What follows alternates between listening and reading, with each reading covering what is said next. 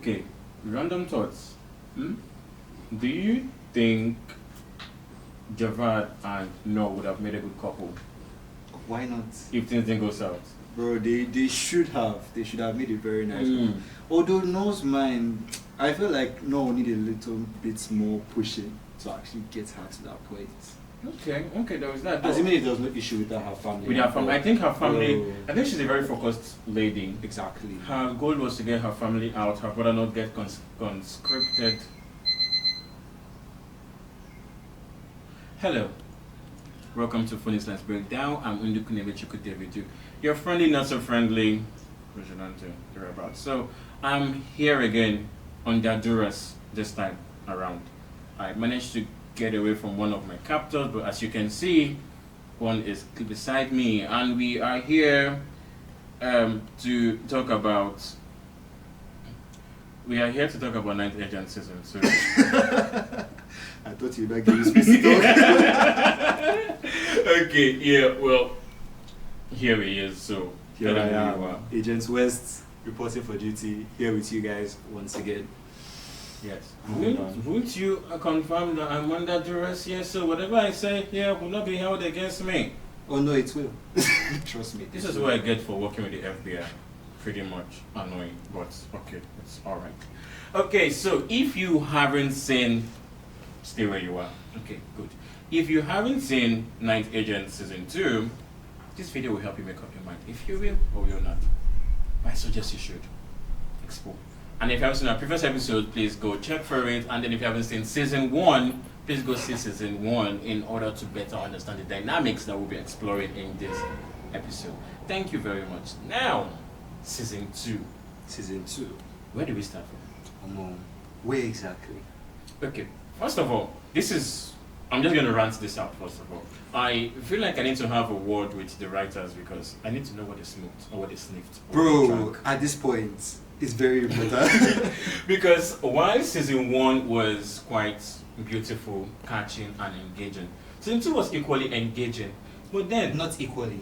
Wait, higher, yes, I was... It was more engaging. It was more, and at the same time, it was heavily like layered. Like you're seeing ABC 1, you're seeing XYZ, you're seeing IJK, and you're particularly wondering, like, how are they collecting?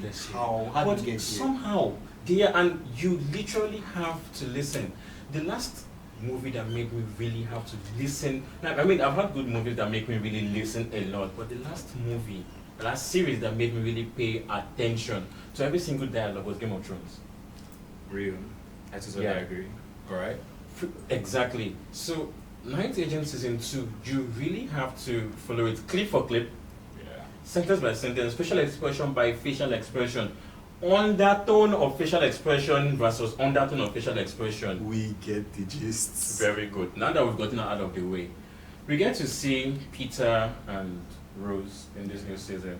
What are your thoughts on their dynamics now? Because my thoughts are that they're like different. So I feel like the whole relationship, the whole vibe that we struggled so much to build in Season 1 just went just like that. And I was disappointed because why haven't you guys spoken for how many months? I don't understand. Why? What is your reason? What is your excuse? Yes, we can. No, you cannot pull that up on me. It doesn't work. Because why? Why not? I mean, a little cold. He knows her number. He could memorized have it. reached out. I mean, they could have actually like spoken or something, but no, he decided to be all Agent Sutherland and keep short. But it's fine. It's fine nonetheless. Yeah, it is pretty much intense. Personally, what are your thoughts on her? When I say questioning his questioning his moral decisions, I feel like at some point in Season 1 she understood a little bit because she was like heavily invested, and deep down she knows he's a good guy. Then the nature of first of all, she is upset that they're keeping things from her. The whole foxglove cleaning. It feels like she didn't get the memo that this is not her aunt's and uncle's death case. This is a different case, and she, just like Catherine said, she is not in. Well, there is that, but then, you know, for someone who actually played a very Vital important role in in that Season 1 part, she felt like she was Deserved. meant exactly. Yeah. She was meant to be. I mean, they couldn't have found Peter if not for her. Yeah, The very lead true. that Peter got, he wouldn't have gotten it if not Yeah. for her. So for her to like be of that much help, and you're still keeping secret. I mean, come on. Yeah, Why? I mean, she could have gone about it. She didn't have to be bitchy about it, though. Well, She didn't have to be nagging. Okay, not bitchy. Sorry, very sorry. I didn't say anything like that. I mean, I didn't it's say the anything truth. like that. You're being honest. Move it on. Yeah, pretty much. Okay, so what are your thoughts on the new characters, Catherine and Sammy? Catherine being a Sutherland's handler, Yeah. and Sammy being the agent that was sent to Iran to go retrieve her family. Okay, so well, they were both pretty alright. I enjoyed Catherine. I like the way her character was. At first, like how they showed. Okay, so she wasn't just one boss that just came up and was just there, like how we had Diane Farr in season one. Yeah. This one, we actually got a little glimpse of how she started, Yeah. how she was actually an agent before, the struggles that she went through, and then they now like jump back to where she was like currently. Yeah. And also, I like to see that. I like to see that she can actually relate to some of the stuff that the agents are going through, especially Sutherland and all. And then yes, there's this whole normal thing among all the night agents of always, being suspicious of each other. Yes, So yes. that yes, one yes. too was Did completely you trust her? understandable. Always suspecting her. I did not trust her. I don't know. I feel like Why? after season one, I don't know who to trust at this point. At this point, it's only Agent Sutherland and Rose. Even Rose said, Wait, let her not. Why are you trusting Peter though? Is it because he's a protagonist? I mean, he was a good guy. So what do you expect? Well, they never turned bad, What so do you expect? That happens, but we're just not expecting that here. that yeah, That's okay, basically okay, it. that is very good. Yeah. I love the exploration of the Iranians, where you have the lady trying to get her family back. Yeah. Javad, the guy who, I think he was sincerely liking her. Oh, he was deeply. He was, in love and then with their her. boss Abbas. Yeah. But I noticed a power dynamic. I want to know your thoughts on it. There is a power dynamics that later plays when Javad. And Abbas Yes. confronted and Yes, it was more like. For me. It was more like, okay, you might be the whole diplomatic head and stuff, but I am the militant head of something thereabout. So, at home, I still have more say over you thereabout. I mean, that was the vibe I got. I want to know your thoughts on that. Okay, so for that particular matter, I felt like both of them they were on the edge at that point in time. So a lot of things were going on, and I kind of understand the way they were both, pushing each other. Yeah. They were both suspicious of each other and all. And then when Abbas now had this alliance with Noor, Yes. Yeah. yeah, that's when he now actually like pushed that suspicion, even though the thing wasn't really there per se. Mhm. But he just wanted to get rid of Javad Javad. in case Javad now ends up figuring it out, because he knows Javad is very smart Very and sharp about and stuff. very detailed. Yeah. Very detailed. No, there is someone that likes to fly under the radar, but in this video, he will not fly under the radar. His name is Jacob Monroe. He is the broker. Now, interestingly, unlike several characters, I don't know if I'll call him a villain or not. What he does is he get a secret from this guy and then trade it to this other guy. He's an opportunist. I won't call him a villain or hero, just an opportunist. Yeah, but like he said something that really caught my attention about what is of value. Subjective. It being subjective. Okay. Precisely. So I really love how mysterious his character was. Mhm. I love how We didn't really get to see what See him. exactly he wants per se. but we felt it. Yeah. And then Got to his see like lapdog. him display his Mhm. power and all that. Okay. So Even what though are, I'm what are not your in thoughts all on these shits, Simon? Simon. Sorry, what are your thoughts on Simon? Simon. Yeah, he is henchman. Well, Simon was just there.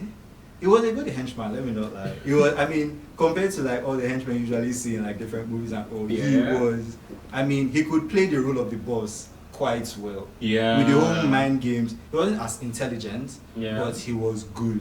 I mean, the point when he got captured And Yeah. then Sutherland was trying to interrogate him. And then And instead of then he interrogated like Sutherland. he played an Uno reverse straight up on him and got information like it was easy. Straight. Like to the extent that okay, his handler now had to come and pull him Pull out. him out. And like I mean, bro, he was literally you're like, talking too much. it's just what it's just what night action does. And then Sutherland is like, no, we don't stop. do this. I'm like, We stopped you it, just and like just- I saw confirmed it and I was like, bro, you just give yourself out. You got literally and the live fact in he the didn't notice shadows. it on time. He was like he was still feeling very confident until then they pulled him out and they're like Anger, that emotion, oh. it's not a good one. I keep saying it, it's not a good one. Really? But okay, no problem. But now I feel like this wouldn't be complete if we don't talk about the ballads.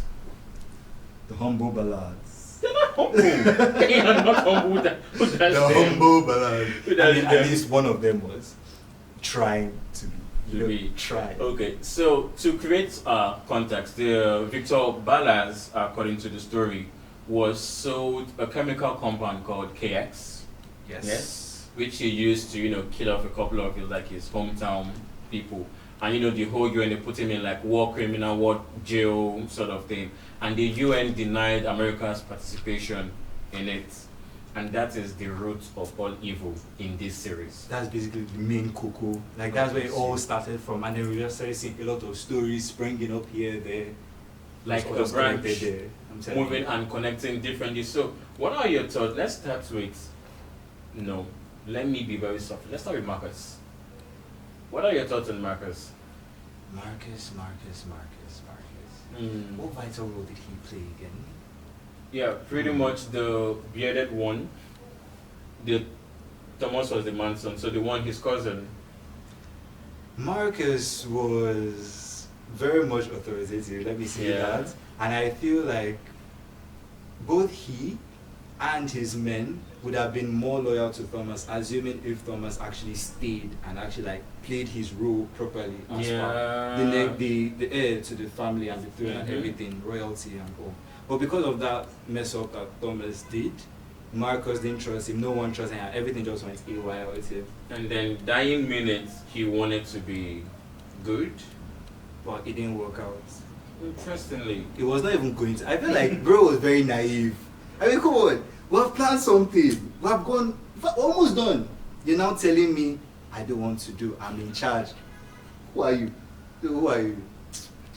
I feel like one of the things that he could have done, since he's got the money, Yeah. he could have hired guns that were loyal to him and Even if- infiltrate them. At least, I mean, of course, it's too late to get the original people, the OG people. But if the OG people were 15 in number, if he got 30 more guys that were loyal to him, they outnumber the other guys 2-1. I think one of his biggest mistakes was actually being there. Yeah, he was He could naive. have actually just walked in the shadows and tried to pull strings his way. Yeah. No. But anyway, Okay, so going back to Peter Sutherland and Rose Larkin. yeah. With the way the season ended and with the whole emotional and moral conflict, what do you think lies in the future? Do you think if there's a season 3 we'll get to see her in it? Or do you think she served her purpose? Because like Chelsea in season 1, Arrington, they made mention of her, but her character, there was no need for her character in the dynamics of this season. So we really saw her character just in one scene at the tail end of the season, and it worked then. So do you think if there's going to be a season 3 that we're going to see Rose? Most likely. Do you think it's should needed? actually see. I mean, we've seen her for the past 2 seasons. The main, like season 1 started and she was at the center of it all. Okay. Season 2 went on, and then even though she was not at the center, she was a very vital, piece in fixing the whole puzzle and all. So I feel just completely throwing her out in season 3 Would be a so bit too rush. personally. So She won't have that much screen time, Yeah. but at least should we be- should show. Do you think her. their relationship should be defined? Because it feels like this won't they or will not is beginning to drag. Because pretty much season 1 they're like, we'll be together forever. Season 2 he's like, stay away from me. People would use you to get to me and that whole thing. So I'm trying to wrap my head around what her purpose would be in You see, season looking at three. the future for her. Yeah, and Peter. Peter, like how it would feel, because I feel like if they continue with the whole love or don't love, we can be together or not be together, it will be like almost a repeat of the same card. Okay, so for me, what I see, quote me in the future, but Okay, sorry, sorry. most- Let's keep him on record. So zoom in clearly. Yeah, let's keep him on record. most so likely we can quote him. Mhm. future, yeah. Yes, yes. We're going to have a particular scenario, particular situation whereby I don't know, Mm. Rose will be needed again. Mm. And this time they will now end up making her part of the night agents. That is just what I'm seeing. Possibly. And then that's now when I feel like that's the only way that their relationship can actually be like well defined. If not, if she's not joining them, nah, she's out. Okay. Straight up. She's Okay. out. Very good. So we have that on record, and it's going to be classified and classified data at the same time. Why so, do I feel like this will be used against me later? As long as I live and breathe, yes. Yes. So okay, we're going to keep it in. So thank you very much for watching. Before I leave, of course, I have to send this picture away. So Really? your bunker is waiting for you. Really? Your bunker is waiting for you. Just be nice. Just be nice. Alright, thank you so much for watching. We look forward to seeing you in our next video. Be sure to like, comment, subscribe if you haven't, and you can follow up on our past episodes. Share your thoughts.